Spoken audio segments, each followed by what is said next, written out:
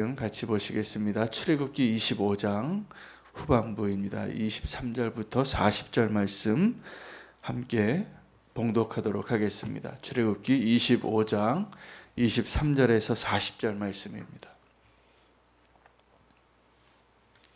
함께 읽겠습니다.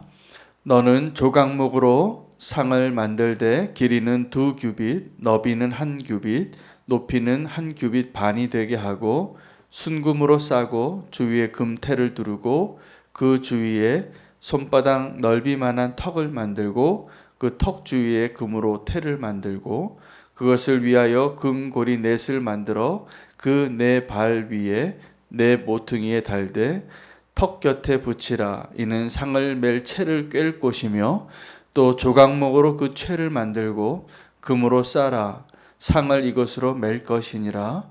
너는 대접과 숟가락과 병과 붓는 잔을 만들되 순금으로 만들며 상 위에 전설병을 두어 항상 내 앞에 있게 할지니라.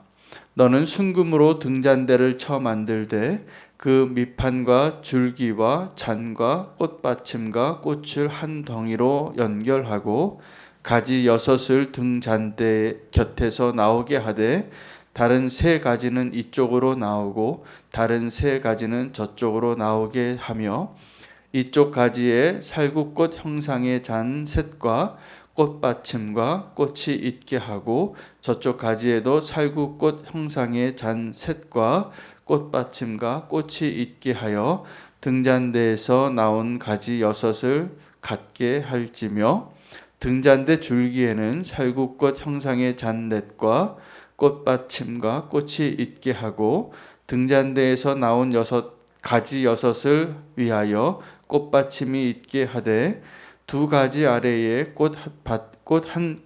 한 꽃받침이 있어 줄기와 연결하며 또 2가지 아래에 한 꽃받침이 있어 줄기와 연결하며 또 2가지 아래에 한 꽃받침이 있어 줄기와 연결하게 하고 그 꽃받침과 가지를 줄기와 연결하여 전부를 순금으로 쳐 만들고 등잔 7을 만들어 그 위에 두어 앞을 비추게 하며 그 불 집게와 불똥 그릇도 순금으로 만들지니 등잔대와 이 모든 기구를 순금 1달란트로 만들되 너는 삼가 이 산에서 내게 보인 양식대로 할지니라. 아멘. 하나님의 말씀입니다. 오늘 다시 우리 본문이 출애굽기로 돌아와서 모세가 우리의 삶의 모든 규례들을 말씀으로 가르쳐 준 것 외에 이제 더 중요한 것입니다. 하나님께로 나아가는 법, 또 성막 안에 어떤 물건을 만드는 것에 대해서 또 기록한 본문이 되겠습니다. 25장 앞부분은 우리가 그 본문이 지나왔지만 증거계, 언약계에 대한 그 지성소에 있는 그 언약계를 어떻게 만들어 준비해야 하는가에 대한 본문이고 오늘 23절부터 30절까지는 진설병을 어떻게 만들어야 되는가에 대한 본문입니다. 31절부터 40절까지는 또 금촛대를 어떻게 만드는가에 대한 설계도와 같은 본문이 되겠습니다. 이렇게 만들라는 것이죠. 성소에 2가지가 있는데 진설병과 등잔대가 있었습니다. 여기에 의미가 있고 또 이 성소에서 더 나아가서 그 지성소에는 언약궤와 또 속죄소가 있는 언약궤 위에는 그 그룹이 함께 이렇게 날개로 덮고 예수 그리스도의 십자가의 보혈의 능력을 거기에 의미하고 또 오늘 이 진설병과 등잔대의 본문을 보면 우리가 한 가지 사건이 생각이 납니다. 예수님께서 십자가에 달려가시기 전에 마지막 성찬을 준비하고 제자들과 함께 떡을 떼고 또 포도주를 마셨던 그 사건을 항상 기념하게 하셨습니다. 그러니까 그 십자가의 자리로 나아가기 전에 성찬을 준비하게 하신 것처럼 오늘 우리가 성소의 자리로 나아갈 때에도 우리가 먼저 이 진설병과 금초대, 그것을 지나서 이제 지성소가 있는 언약궤와 시은소, 은혜의 자리, 속죄소의 자리로 나아가게 되는 것입니다. 우리가 예배를 드릴 때 사실은 이 제사를 드리는 이 규례와 또 이제 그것이 신약 시대의 예수 그리스도의 십자가 이후에 주님께서 약속하시고 명령하신 대로 우리가 하나님과 만나기 위한 준비해야 할 여러 과정들이 있습니다. 그것이 준비되어지지 않으면 우리는 하나님을 만나는 일에 실패하게 되고 또 두려운 일을 경험하게 될 것입니다. 왜냐하면 우리는 철저하게 죄인이고 우리가 만나야 할 그 하나님은 너무나 완벽하신 거룩하신 분이기 때문에 그렇습니다. 그래서 오늘도 이 구약의 이 성소의 규례를 통하여서 나와 하나님과의 관계와 오늘 그 하나님을 만나기 위하여 우리가 과연 무엇을 해야 하는가를 발견할 수 있게 되기를 원합니다.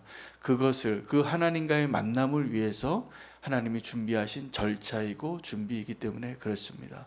오늘은 그 성소에서 우리가 준비해야 할 두 가지 진설병과 금촛대의 의미를 다시 한번 붙잡기를 원합니다. 진설병은 하나님이 뭘 드시고 사시겠습니까?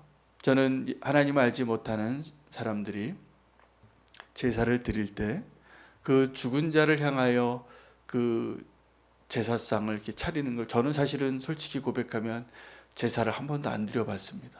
제 부모님이 믿음의 세대셨기 때문에 제사를 안 드려봐서 그 제사를 준비하는 얼마나 그 정성과 그 의미를 다 알지는 못하지만 그것을 너무나 철저하게 잘 지키는 분들의 이야기를 들어보면 그냥 살아있는 사람에게 그 한 끼 식사를 대접하는데 온갖 정성을 다하여 그렇게 준비하더라고요. 그것도 너무나 그 마치 살아있을 때 좀 그렇게 잘해드렸으면 좋았을 텐데 살아있을 때는 또 잘 못하고 다 돌아가신 후에 내가 좀 복 받으려고 내가 좀 잘 살아보려고 또 도리를 지키려고 그렇게 제사상 준비하는 사람들의 모습을 보았습니다. 그 상이라는 것은 그 식사를 의미하는 거죠. 여러분 우리가 흔히 살기 위해서 먹는지 먹기 위해서 사는지 이런 순환적인 이야기를 하는데 우리가 먹지 않고 살지 못하게 하나님 우리를 창조하셨습니다. 그러니까 우리가 먹고 산다는 것은 우리가 살아있기 위한 최소한의 아주 기본적인 활동이 되는 거죠. 그것 없이는 우리가 살 수 없으니까 우리가 입으로 뭔가를 먹고 소화를 시키고 우리 살아가는 데 필요한 에너지를 얻고 그래서 그것이 안 되어질 때는 우리가 그 먹고 싶은 그 갈망이 굉장히 큽니다. 뭔가를 먹어야 된다는 그 식사의 자리를 예수님은 자기 자신을 내어주는 자리로 바꾸셨고 하나님께서도 동일하게 하나님께로 나아오는 백성들을 향하여 우리가 매일 먹지 않으면 살지 못하는 것처럼 그것은 무슨 의미냐 하면 우리가 하나님을 만나는 것을 늘 기억하고 또 하나님 없이는 하루도 살 수 없다라는 것을 기념하고 깨닫게 하기 위한 것입니다. 우리는 하나님을 너무나 쉽게 하나님을 잊고 하나님이 원하지 않는 모습으로 살아갈 때가 많은데 먹지 않고 살 수 없는 것처럼 우리가 하나님 앞에 하나님 없이 살 수 없다라는 것을 반드시 기억해야 할 것입니다. 그 진설병은 또 하나님께서 우리가 음식 먹는 내 몸을 위한 음식이 아니라 생명의 떡을 의미합니다. 예수님께서 우리가 정말 살 수 있는 이유, 사람이 떡으로만 살 것이 아니라 하나님의 말씀으로 말미암아 살 것이라. 우리가 살기 위하여 밥을 먹어야 하는 것처럼 우리가 하나님 없이 하나님의 말씀과 하나님의 그 생명을 경험하는 것 없이 우리가 사실은 우리의 영이 살 수 없고 우리는 피폐해지고 또 영양실조가 걸리고 그렇게 하나님 없이 살 수 없다라는 것을 다시 한번 확인해야 할 것 같습니다. 그 진설병을 만드는데 그 진설병의 목적을 30절에 이렇게 말씀하고 있습니다. 상위에 진설병을 두어 항상 내 앞에 있게 할지니라.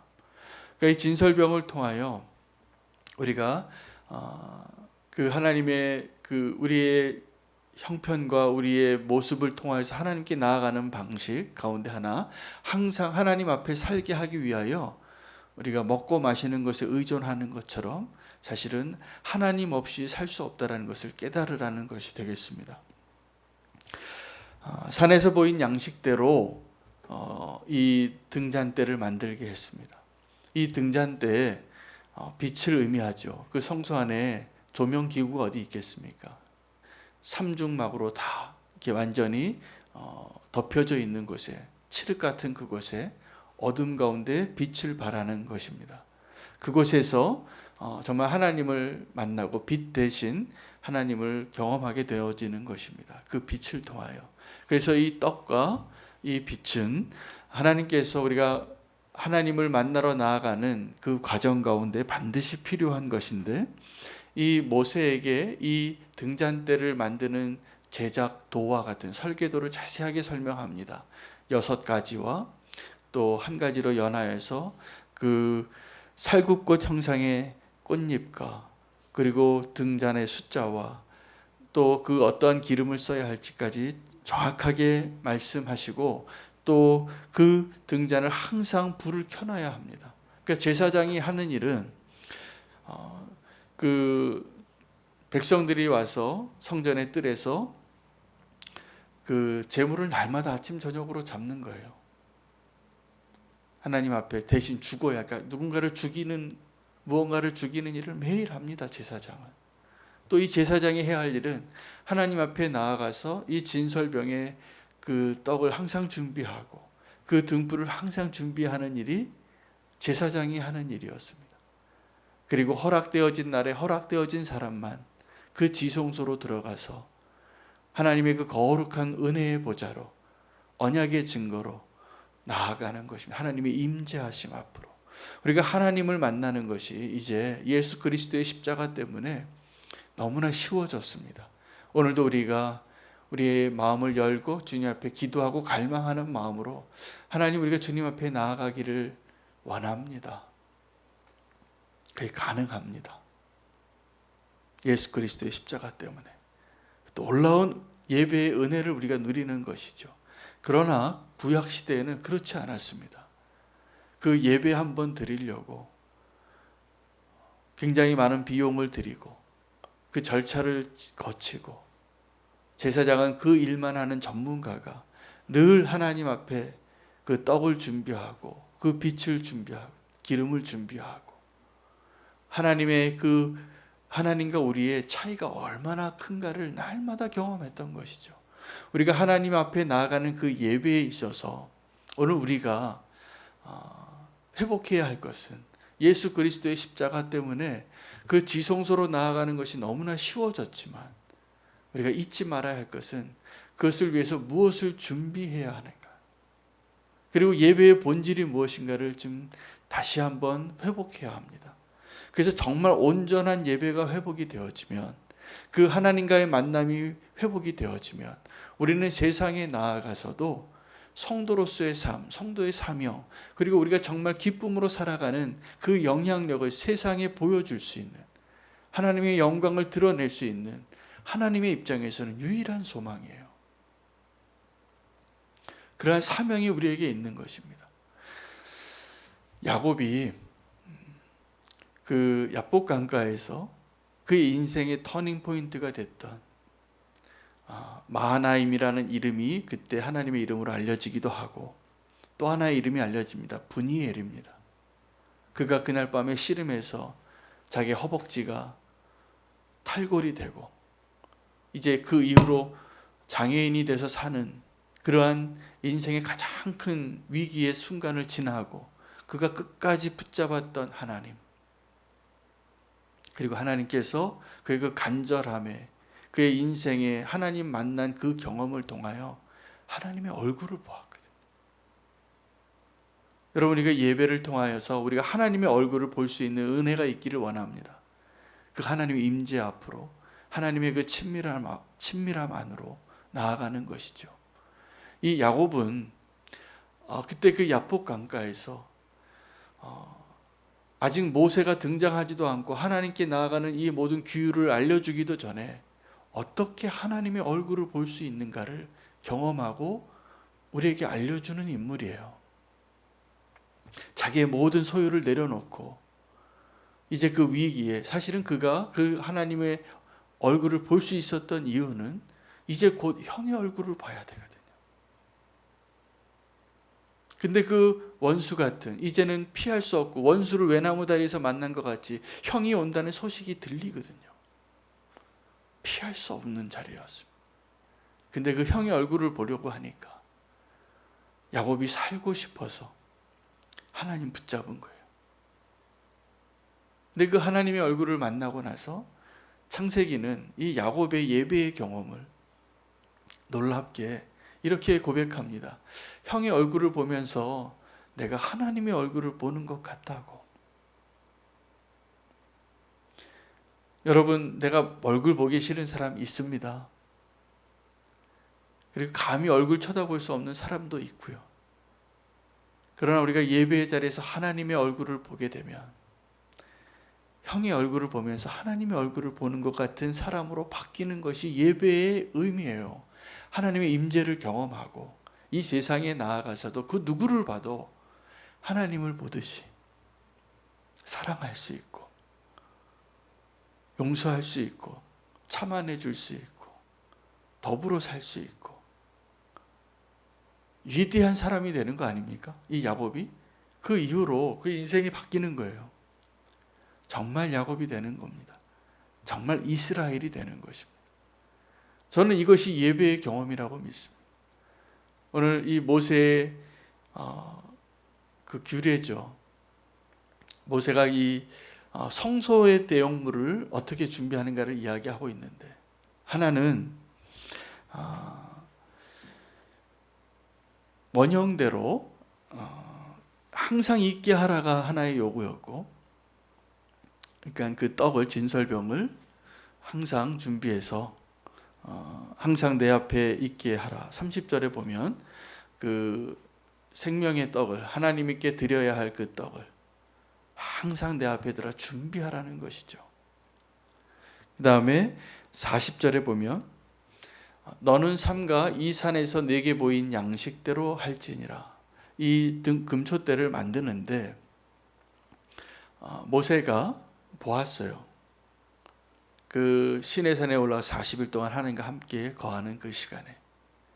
근데 그가 네가 보았던 대로 양식대로 그 금초대를 만들라고 하셨는데 이 의미가 네가 보았던 대로 원형대로 그것을 만들라라는 것이죠. 지금 우리가 이 세상에 있는 모든 것들은 모세도 알고 바울도 알고 또 베드로도 변화산에서 보아서 알고 있었던 것처럼 진짜 원형은 하늘에 있고 우리가 이 땅에 지금 보고 만지고 느끼는 것들은 다 카피예요.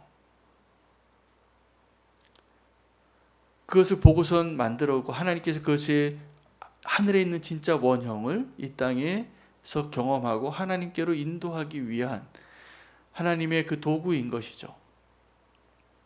그런데 모세가 그 하나님의 산에서 하나님을 경험했던 그 경험이 진짜 설계도예요. 오늘 이 본문을 우리가 잘 이해가 안 되는 것이 우리는 모세가 본 것을 보지 못했기 때문이에요. 그렇죠? 요한계시록도 어렵습니다. 요한이 하늘에서 그 마지막 때의 일들을 보고 설명을 하는데 이게 그림의 언어를 말의 언어로 표현하다 보니까 요한계시록이 어려워요. 이 어떤 내 눈으로 본 것을 말로 설명하는 게 묘사를 해야 하고 비유를 써야 되고 설명을 해야 되기 때문에. 근데 우리가 예배의 경험이라는 것은, 주님과 동행하는 삶이라는 것은 우리가 하나님을 알게 되고 하나님께로 나아가는 그 과정부터 시작해서 우리의 예배가 하나님을 만나고 하나님을 경험하는 그 경험 자체가 소중한 것입니다. 그리고 예배하러 나와서 이 모든 절차가 필요한 것은 결국은 하나님을 경험하기 위한 거예요. 그 모세는 그 하나님과 경험하는 시간 40일 동안 이 땅에서의 시간이겠죠. 그가 하나님의 영광에 휩싸여서 그의 얼굴에 두건을 써야 할 정도로 하나님의 영광이 묻어났어요. 하나님과 함께 경험하고 하나님과 함께 거하는 사람의 특징인 것입니다. 그래서 그 어둠 가운데 빛을 비추는 이 도구가 필요했던 것처럼 성도는 마치 이 어두운 세상에 등잔대와 같이 하나님의 영광을 드러내기 위하여 하나님과 경험함을 통하여 그 역할을 할 수 있는 자리로 부름받은 자가 분명합니다. 그래서 너희는 이 세상의 빛과 소금이라고 말씀하신 거예요. 하나님의 소망이 분명히 여기에 담겨져 있습니다. 성도를 향한. 근데 그 일이 가능하게 되려면 예배가 성공해야 되는 거예요. 우리가 예배의 자리에서 이 성소에서 하나님께서 준비하고 그 성소의 그 기구들을 통하여 하나님이 원하시고자 하는 그 목적을 이루시기를 축복합니다. 항상 있게 준비하는 것이고 하나님을 경험하는 거예요. 내 안에 내 어둠을 다 내어쫓고 빛 대신 하나님의 그 영광을 경험하고 하나님과 함께하는 것이 경험되어진 그 사람은 별로 예수 믿으라고 말하지 않아도 그 빛이 드러나고 그 향기가 드러나고 그 영향력이 흘러가게 돼 있어요. 하나님이 함께 하시는 게 느껴지는 것이죠. 그래서 우리가 성도의 삶, 저도 말씀을 전할 때마다 그런 거룩한 갈망이 있습니다. 제가 주님의 말씀을 전할 때 그냥 반마디 안 해도 하나님의 임재하심이, 하나님의 영광이 드러나는 그러한 자로 살아내고 서 있기만 해도 그러한 영향력이 드러나고 그런 향기가 드러나고 그런 빛이 드러나는 삶, 여러분 분명히 이게 다릅니다. 어떤 사람은 말을 많이 하는데 그 말이 안 들려요. 왜요? 그 사람이 지금 하는 말과 그 사람의 인격과 그 사람의 모습이 다르니까. 그런 모습을 누구한테서 많이 발견하냐면 사기꾼한테 발견합니다. 어떻게 노력을 많이 하고 말을 많이 하고 내 마음을 좀 돌이켜서 좀 속이려고 하는 게 느껴져요. 그런 사람들 만나면 피곤합니다.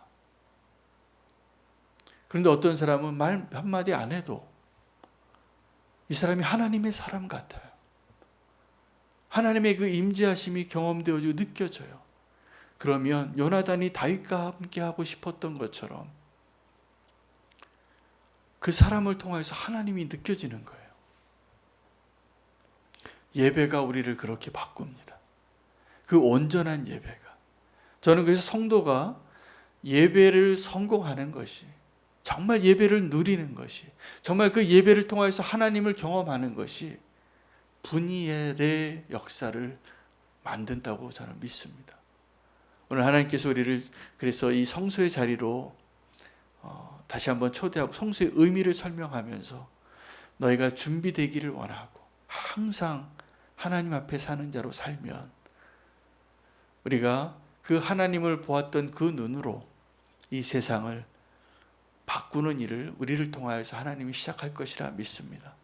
온전한 예배가 하나님 정말 원하시는 것이고 온전한 예배가 이 세상을 바꾸는 힘이라고 믿습니다. 이 세상에 빛이 필요하고 생명의 떡이 필요하고 우리가 이제 새 생명 축제를 시작하는데 오늘 말씀 묵상하다 보니까 이것이 다 연결이 되는 거예요. 우리가 새 생명 축제를 하는 것은 잃어버린 영혼들을 향하여 하나님을 보여주고 느끼게 해주고 만나게 해주는 그 일을 시작하는 겁니다. 나도 살고 그 영혼도 살 거라고 믿어요. 나도 기쁘고 그도 기쁨을 누리게 하는 자가 될 것이라 믿어요. 그 일을 위해서 새 생명 축제를 위해서 우리가 정말 다시 한번 본질적으로 하나님을 만나는 그 일에 우리가 진정한 기쁨을 다시 한번 회복할 수 있는 그 은혜의 자리로 우리의 예배가 다시 회복되어질 수 있는 하나님이 이 모세에게 이 성소와 지성소와 그 진설병을 항상 있게 하고 그 등불이 항상 꺼지지 않게 하신 이유가 무엇인가를 다시 한번 깨닫고 내가 주님을 만나는 주님의 임재하심으로 나아가는 그 예배의 자리에 그 예배가 성공할 수 있는 그 소망으로 오늘 다시 한번 기도했으면 좋겠습니다. 오늘 이 자리가 그 자리라 믿습니다. 그 진설병과 그 금초대의 기름을 준비하여 아버지께로 또 하나님께로 나아갈 수 있는 그 예배의 기쁨을 감격을 우리가 누리게 해달라고 그 의미와 준비를 무엇을 해야 하는지를 깨닫고 나아가기를 원합니다. 오늘 말씀 붙잡고 우리 예배가 그렇게 경험되게 해달라고 기도하면서 더불어서 함께 기도할 제목은 새 생명 축제를 위해서 함께 기도하기를 원합니다. 이번 주 오늘 포함해서 2주간 우리가 기도해야 될 제목은 잃어버린 영혼을 우리가 누구를 주님께로 인도해야 할지를 기도로 분별하는 일입니다. 누군가는 지금 우리의 그 기도 가운데 하나님께서 보여주시고 느끼게 해주시고 분별하게 하셔서 그 영혼을 하나님 보여주십시오.